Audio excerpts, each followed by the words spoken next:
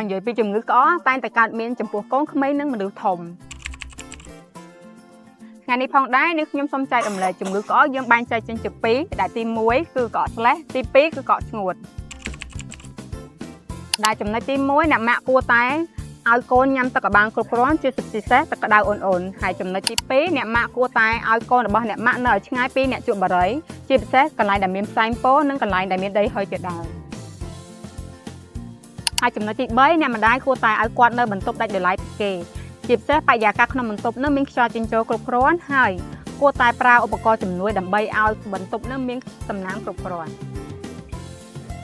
ហើយចំណុចទី4ហ្នឹងគួរតែឲ្យកូនរបស់អ្នកម្ដាយនឹងស្ពងឬក៏លាងច្រមុះជាមួយនឹងសរោមប្រៃជាដើមហើយចំណុចទី5បើសិនជាអ្នកម្ដាយមានទឹកឃ្មុំនៅផ្ទះគួរតែលាយជាមួយនឹងទឹកក្តៅដើម្បីឲ្យកូនអ្នកម្ដាយញ៉ាំបើសិនជាអ្នកម្ដាយអត់មានពេលគ្រប់គ្រាន់ក្នុងការអនុវត្ត5ចំណុចនេះទេនេះខ្ញុំសូមណែនាំសេរ៉ូក្អក Oxos Plus ដែលផ្សំពីឱសថរុក្ខជាតិធម្មជាតិដូចជា Thimi, Ligoline និង Ivy Leaf ដែលប្រើសម្រាប់ព្យាបាលជំងឺក្អកស្លេសក្អកស្ងួតនិងសម្រួលការរលាកបំពង់កផងដែរចា៎ពោះសេរ៉ូក្អក Oxos Plus នេះផងដែរមានរសជាតិទឹកឃ្មុំឆ្ងាញ់ងាយស្រួលញ៉ាំដែលនាំចូលដោយក្រុមហ៊ុន Gate Pharma ដែលជាបុតសម្ព័ន្ធរបស់សហរដ្ឋអាមេរិកនេះខ្ញុំសូមអរគុណចំពោះការតាមដានវីដេអូជួបគ្នានៅវីដេអូក្រោយៗទៀត